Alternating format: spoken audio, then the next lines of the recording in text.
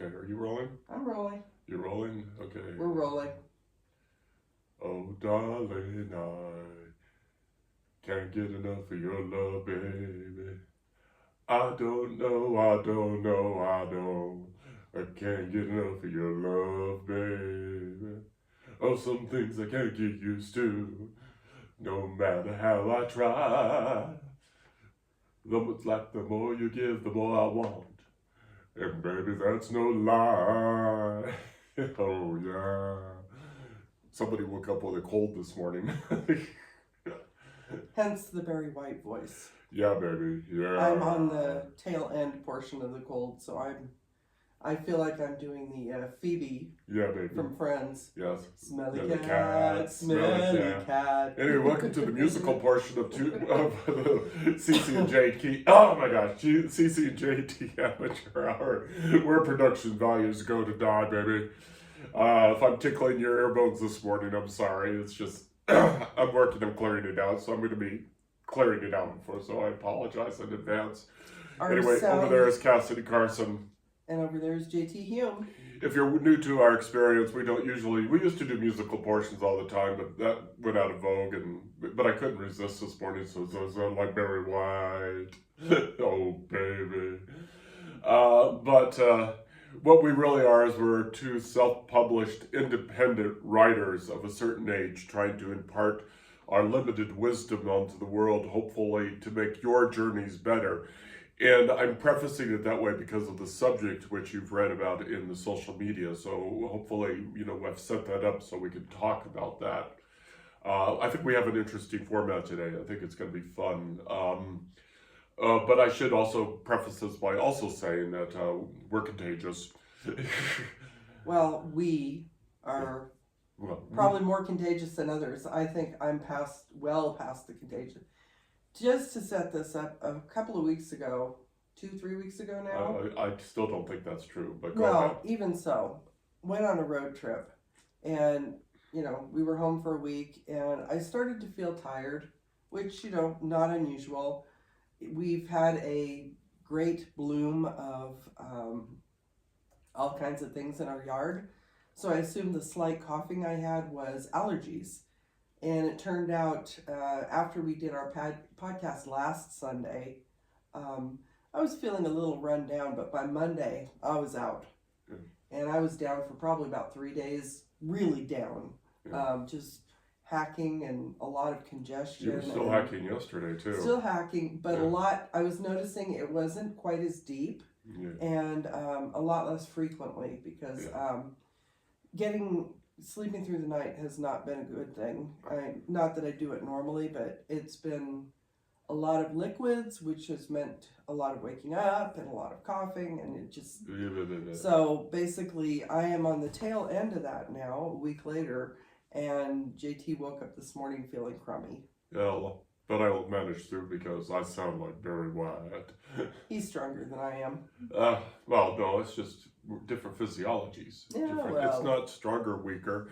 Besides, I couldn't give birth to 3 bowling balls, so I could not push 3 bowling balls out of any of my orifices. So it's like I recommend that you don't. You're familiar with that? I recommend not doing So anyway, that. so if you bear with us as we get through this, my voice will get better as I talk it out. Actually, it's starting. Yeah, but I might just keep it down there purposely for our female listeners who sort of like Barry White.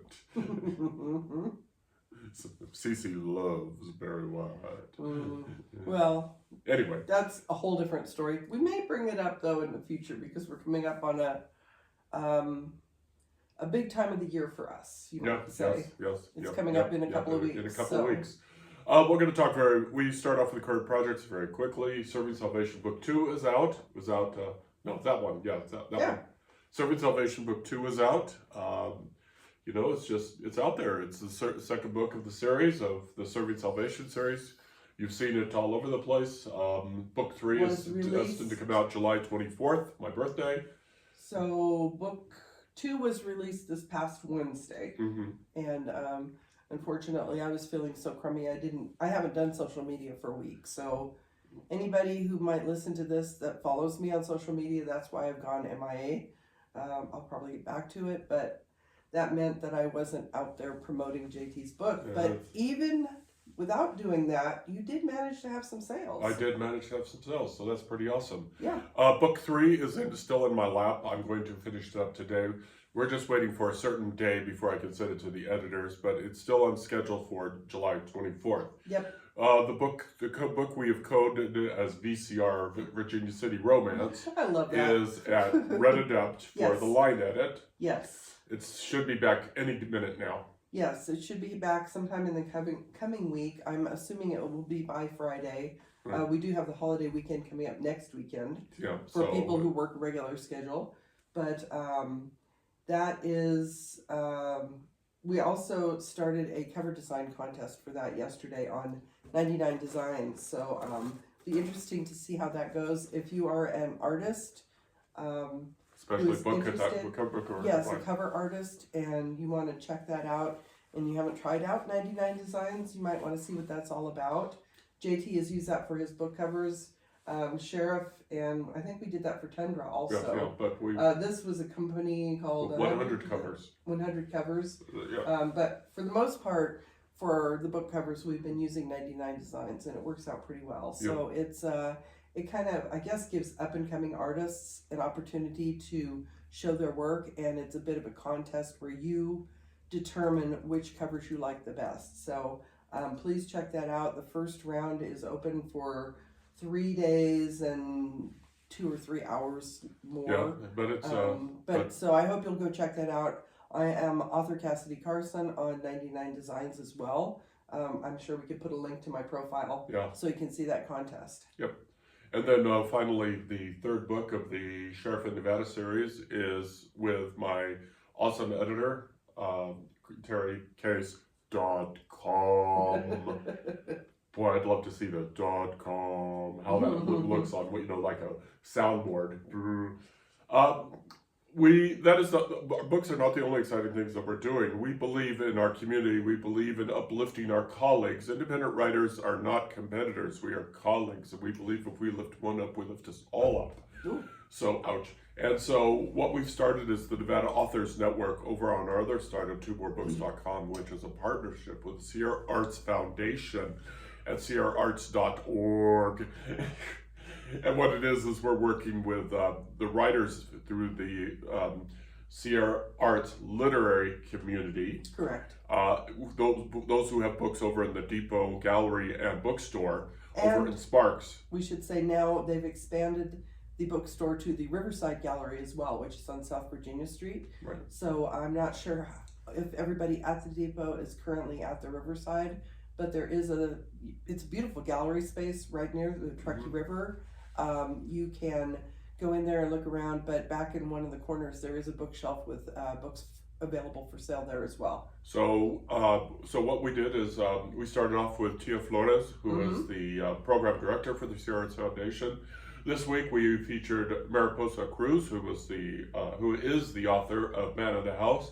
And coming up next, we release these on Wednesdays. On May 21st, we will be featuring very successful author and Nevada Broadcaster Hall of Famer Ken Sutherland. Yep. We're really excited about that, and we have several writers in the queue after that. So we're going to try and keep this going for as long as possible. So check out the Nevada Authors Network. The front door is at twomorebooks.com. And they will also be available through sierraarts.org. There is a tab. So if you want to go through in that direction, I believe it may link back to ours. So just twomorebooks.com. By the way, Moore. Yes. Also, each of the authors will be promoting these as well. So if you follow one of the authors we happen to mention, you may be able to find it that way. All right. So we're hoping to, by tripling this uplift, having the author, the Sierra Arts Foundation, and 2 more books, we're hoping that we can, expand the coverage and try to help crack that tough nut called marketing. Yes. For us, for our upcoming events, we have two book sightings, baby. 2 more book signings. 2 more book signings. Come to our book signings, baby. We can use this graph.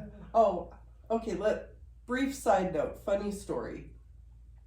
Many, many years ago when our kids were young, in the early 1990s. And I think they still do it today, but not in the same format. But one of our local news stations, Channel 2, used to do a junior weathercaster forecast or contest each year. And our oldest at the time was about 8 years old, adorable little blonde, very studious, the big glasses and all that, and was very interested in the contest, won a spot doing a junior weathercaster forecast, which we do still have on VHS. I'm going to have to see if I can get that transferred to digital, because that would be a kick. I'm sure she would enjoy it.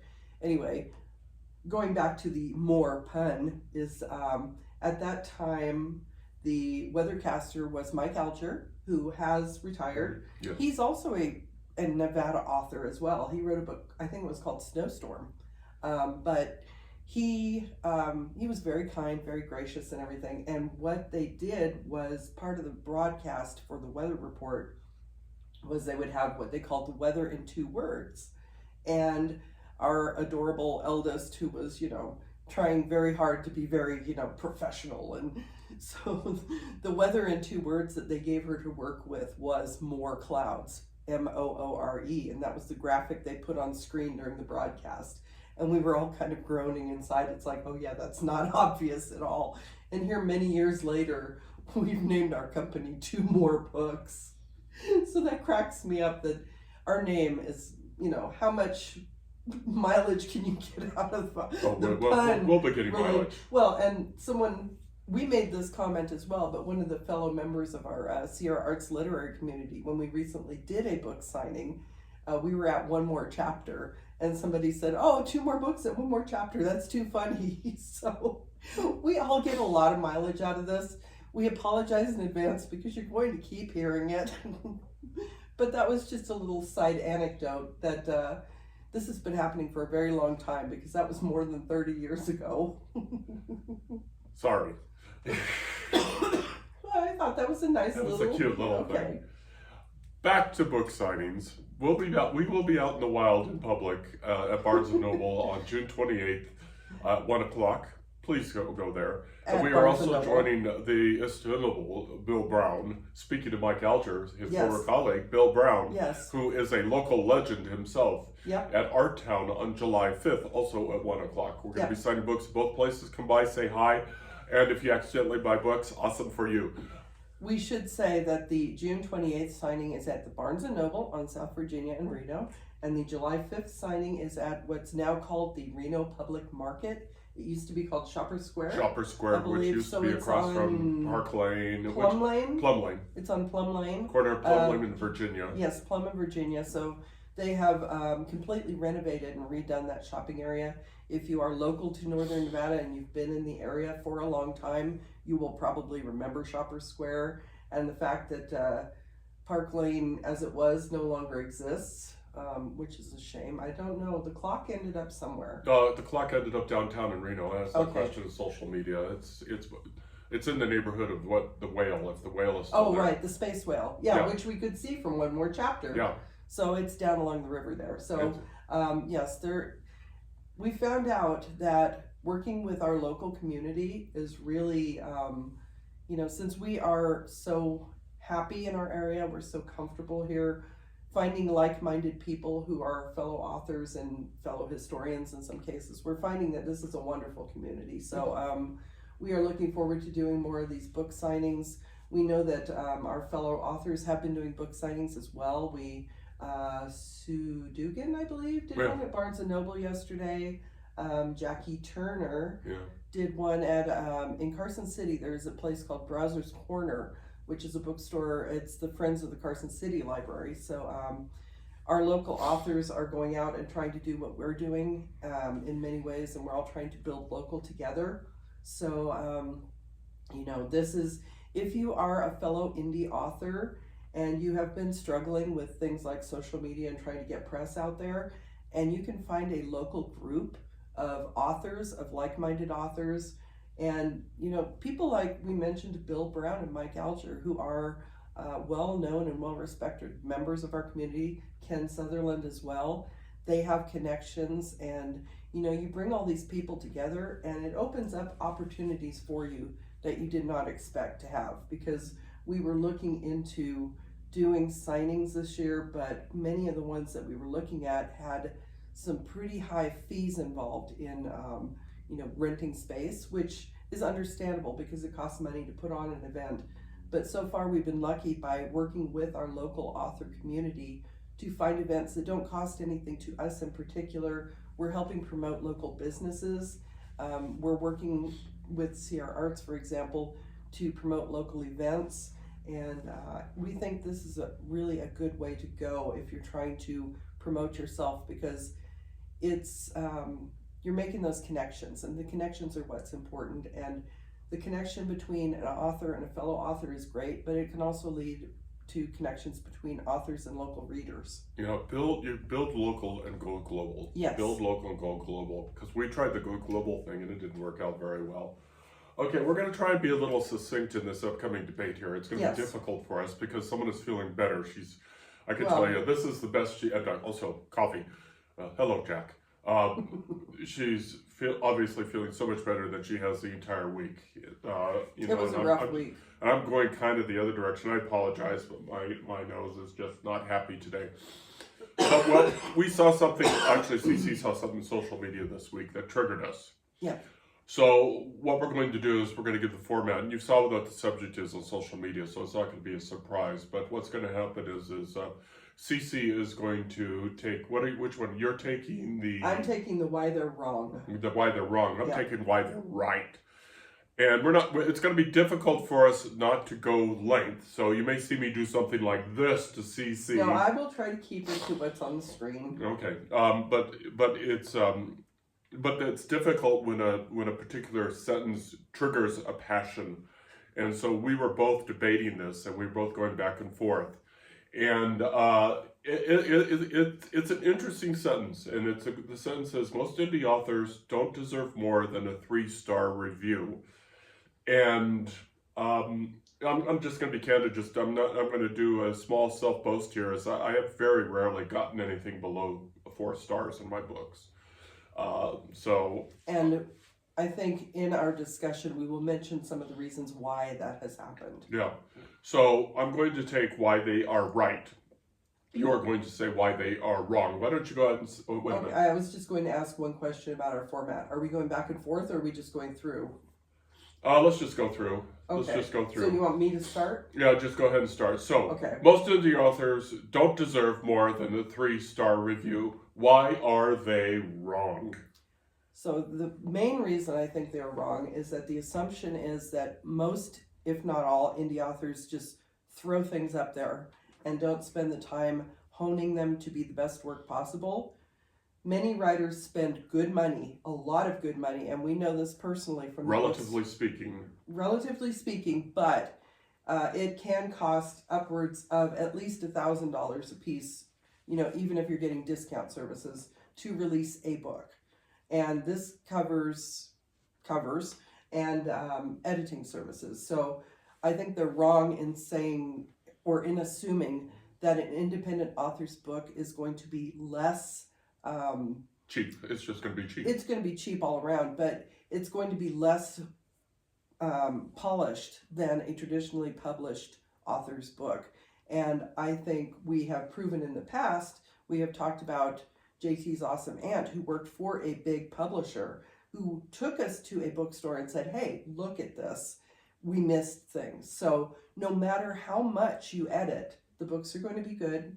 But the fact that they're assuming that you have just thrown something out there, I think that is wrong. And things is translated as typos in the text. Yes. Which is correct. And this is one of the big 5 publishing houses, that the books went through many, many hands, and it still got through. So, the amount of relative money spent on copy doesn't automatically ensure a clean copy. Correct. And, truth be told, no matter how much we edit, we've had beta readers, we've had proofreading, all of those things still get through. So yeah, we're I not just saying... was reading one of my books yesterday, and I saw a typo, and I just No book is perfect, because when you're uploading the final files, things can get, borked, basically. So I think they're wrong in saying that they don't deserve more than the 3-star review because they haven't put in the work, basically. They haven't spent the big time They money. haven't, right, the time and the money. Yeah, the time and the money. That's Yeah, okay. your side. Anyway, so I continue? Mm-hmm. Okay. I think they're wrong because in some cases I feel independent authors publish better books because they're not hampered by the gatekeepers of the bigger publishers. The bigger publishers obviously need to make money because they have a lot of people on staff, and they are following the most popular tropes. You know, whatever is big at the moment. They're going to look for that, right? Zombies. Twilight. So many zombies. Game of Thrones, you know. And that's great. I'm not saying there's anything wrong with those books, but I feel there's more diversity in independent publishing because people are freer to tell their own stories. They can include the popular tropes without going overboard, or there are so many times when an author tries to get traditionally published and they're told that it just doesn't fit, you know, into a certain genre. And, you know, putting these up on online ourselves, we do find that it's hard to find sometimes the appropriate keywords or genres to promote them. But I think this is a good thing because it provides readers a much more rich literary landscape to live in. And let's go ahead and let's key off one word because it's a trigger word for a lot of things that's happening in in today's modern environment. Right. And that is the word diversity. Correct. You're more likely to see diverse works from diverse authors. Yes. As you absolutely should. They should be out there. Mm-hmm. But as you said, the gatekeepers, the big publishers, you know, they you know, it's a money-making business. It's a difficult balance, but with independent writers, you're more likely to see diversity. Yes, I think statistically, it's not that the big publishers aren't choosing diverse authors.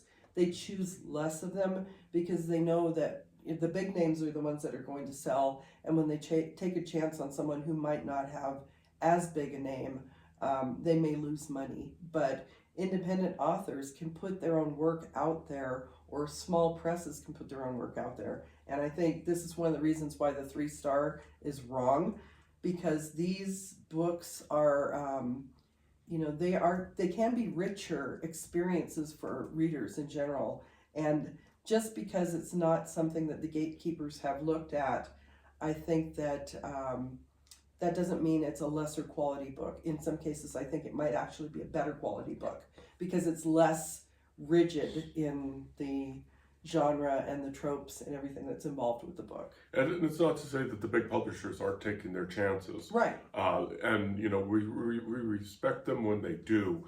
But, you know, they want to sell because they're a business and they have to sell. Understandably. And, but I was extremely pleased to learn this week that Percival Everett, someone I've respected, you know, for a while, got a Pulitzer Prize for James, which was his version of the book of Huck Finn and Jim, who went down the Mississippi. So, and I keep meaning to read that. I want to read that so bad. But he won the Pulitzer Prize. I think it was either this week or last week, and that is definitely falls under the category of, you know, big publishing house doing diversity. But I still feel there's so much more of a need for diversity, and that's why we need independent writers. Yes. And to get away from the gate readers. Anyway, go on, please. And then I think the last point that I want to make is that authors, I think for the most part, except for the people who are trying to make a money grab, and that's a totally different subject, most authors write for the love of writing. When they're trying to write to the rigid gatekeepers, I think sometimes that is can hamper them and they may lose their passion for writing. And you see authors who have been multiply published by big presses. Sometimes the quality of their work goes down over time. But independent authors are actually freer to switch genres, to you know, experiment within a genre, to do a lot of different things. And I think that freedom helps to stoke the love of writing. And, you know, this is up to the point where we get frustrated about marketing our own books, which again Yeah, is another which is problem subject. because if you don't stick with the genre, you don't Yeah. get a reputation within the genre, which is something I struggle with because I write what I want to write. Yes, and that's another thing we can discuss at another time. But I think independent authors, they're not being pushed as hard as traditionally published authors to get a book in at a certain time. And we set our own deadlines and things like that, but there is more freedom, and I think that allows more of the joy of the writing to come through. So just to boil it down succinctly into why I feel the independent authors don't deserve more than a 3-star review is wrong. They can be of equal or better quality than a traditionally published book. They can provide more diversity, and there are so many independent books out there that you can find just about anything that might interest you, and you should definitely take a try on books that you wouldn't normally read. And also, the joy, I think, of writing may come through a little bit more. That you don't get these books that feel like they've come through a cookie cutter, just because the big publisher knows that's what sells. So that's why I feel they are wrong. And overall, one of my big pet peeves is that people will rate a book down because maybe there are a few typos. I'm not saying that huge errors are not a trigger or a problem, but I think if you enjoy a story, it's well told, it's well written, maybe a few typos have gotten through, maybe there are a few grammatical errors, but the book itself is strong and it holds your attention. I think you can still rate that a 4 or 5 stars. You don't need to rate the author down based on some of those errors because sometimes it's really not their fault. You try as hard as you can to avoid it. So that's my rant. And here we go, and that's a wonderful segue to why I believe that, let me rephrase this, why I am arguing for the most indie writers don't deserve more than a 3-star review. Now, first of all, I'm going to caveat this all by saying I don't really believe this. I believe more in what she's saying than what I'm saying, but I have to take the opposite view for the purposes of the debate. I was going to say you're playing the devil's advocate. I'm playing devil's advocate here, so I'm going to tell you that when I do see an indie writer publishing a book that's full of grammar errors, that clearly could have had a bit bigger lift on the editing. I try to stay in the story, but it does take me out, and it didn't used to. This is a problem with becoming a writer. You start to pick up on the tools of the trade. Tools of the writing trade, your tools of grammar, tools of punctuation, things like this. And when people write a story and they don't apply what is, common in the writing trade, it will take me out of the story. It will take me out of the story. Now I know that it's part of CC's rant just a moment ago saying that people shouldn't be judged on those things. But unfortunately, if I can't stay in the story, if I can't suspend that belief or suspend the disbelief because of the grammar, then it becomes a much harder lift for me. It will take me out of the story. Along those lines, those are the basics. That's the foundation on which a book is written, is the grammar. Then there's the next level of writing, which is POV, point of view. Point of view is critical. Point of view, let me start again. Consistent point of view is critical because your writer gets into a rhythm with your writing, and when an independent writer breaks walls of the point of view, by inserting fourth walls, which by the way, Terry is always catching me at, no matter which point of view I'm doing. Terry always catches me at my point of views and always catches me breaking the fourth wall. That will take you out of the story. Now, for me, I think a critical mistake, and I've gotten better at this from when I started my writing career. Believe me, when I started my writing career, I was making all of these mistakes. You learn. Is mind reading. Mind reading. When you're in a first person or a third person point of view, or something, and then the character, when you insert text about what the other character in the scene is thinking, that that's a boo boo. That's a mistake. Unless, for example, you've written something where a character trait is that the person is a mind reader. Yes, I've done that because I've just gotten lazy. There are always, caveats, but Yeah, so I've done the mind reading trick in one of my books, and I'm not going to tell you what because that's a spoiler. But it was a practical reason for mind reading, not because I wanted to get out of getting caught at point of view, wall breaking. That's what I call it. I call it wall breaking, point of view wall breaking. But that's not the only issue with books. Is, for example, where they don't show a linear evolution to a conclusion. It's just something that's just dropped into the book out of the blue, especially if it's at the end of the book and there was no warning. No foreshadowing. No foreshadowing. And the reason that you want to do things like foreshadowing, of course, is it heightens tension. It keeps the reader's interest, because that's what you want to do here, folks. You want to keep the reader's tension, and if you're not employing all the tricks of the trade to keep the reader's tension, then you're doing a disservice to your reader, and you're working really hard on that 3-star review. So or less. Yeah, and so there's other point of view things, tricks of the trade which you can insert in the book to improve readability. Such as more tension and foreshadowing and things like that, whereas an independent writer, actually any writer, just drops it into the book.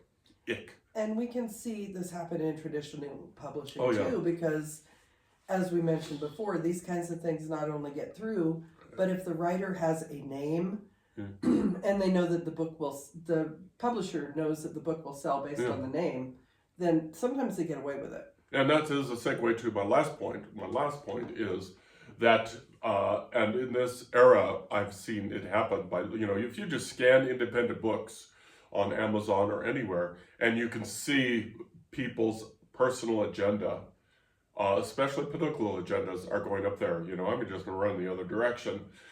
And I want to be clear that it's on both sides of the political, both ends of the political sphere. Yeah. And there is nothing wrong with publishing a book that has your political agenda. There's absolutely nothing wrong. It's because what it is what you're publishing towards your audience. But it's going to be a slice of the audience. It's not going to be the audience. It's going to be the slice of the audience. And you may still make some money back. You could be making a lot of money back. We see that with political figures, current and past, who after they've left a political office, they've written a tell-all book. But it seeps into fiction too. And I think if you are a mainstream writer, 2 authors that I used to read quite a bit back in the day, Tom Clancy and Clive Cussler, who were both modern suspense writers, towards the beginning of their career, their books were excellent. But as they got older, their political, bias, as it will, started to seep in, and Clive Cussler especially. And, that took me completely out of the story. I'm there for the adventure, not for the preaching. And independent writers will, more than a few will do that too. And again, nothing wrong with that in a nonfiction state. If you have a belief and you want to write about that belief, and you want to pull out your soapbox and you want to have people spend 99 cents or $4.99 or whatever to read it, that's all fine. But I feel that fiction is a place for escapism, not political agenda. But it's a very fine line to walk there. Yeah. But when I see a good story, diverted because of agendas, then yeah, they're going to get the appropriate rating. But again, fine line. One size does not fit all. One paintbrush does not paint all. That kind of thing. It's just really, really a challenge. So that's where we are. You can see the reasons why and why not. Okay, so we're back. Hopefully I got that edited out, but CC had that thing. So I think we should wrap this up and come to the end here. Yes. So what is your opinion? What do you think? Let me read it again. Most indie authors don't deserve more than a 3-star review. What are your feelings on that? If you're an independent writer, I bet you have feelings on that. And especially if you're an independent writer who's received greater than three-star reviews, I bet you have a lot of opinions on that. And Any last thoughts? yes, with that being said, there also has been a lot of discussion about authors pushing back on their reviews. So we're interested to know what you think about that as well, because I personally think you get a review, just walk away. Don't fight back, because that is a reader's personal opinion, basically. So reviews are definitely a hot button topic. Oh yeah, absolutely. Okay, just very quickly. Next weekend is Memorial Day weekend. We'll be talking about that and Veterans Day, and so that should be interesting because we definitely have opinions about veterans and those who sacrificed their lives for our country. We have the greatest amount of respect. I just wish everybody had the same amount of respect that we did, and we'll talk about that next week. Any very last thoughts before we close out? Our coughs here and wheezes and everything, and we certainly apologize again. Yeah, if you're not feeling great, if you have this, it seems to be going around, definitely take some downtime and take care of yourself. And that goes for our fellow authors as well. I'm finding that I felt guilty all week for not doing much of anything because I didn't feel good, but sometimes your body tells you you need to take a break. So we hope you take care of yourselves, get the rest you need, and definitely let us know what you think about the 3-star review topic, because we may have missed things in either direction, and we would appreciate it if you point that out to us, because we enjoy broadening our view on things. Yeah. So anyway, like Barry White said, take care of yourself. Love yourself, baby. Don't sound quite as much like Barry now. Sorry. Yeah, it's working its way out. Anyway, over there is CC. Over there's JT. Y'all take care of yourself, darling. You hear? Bye. Love you, Bye.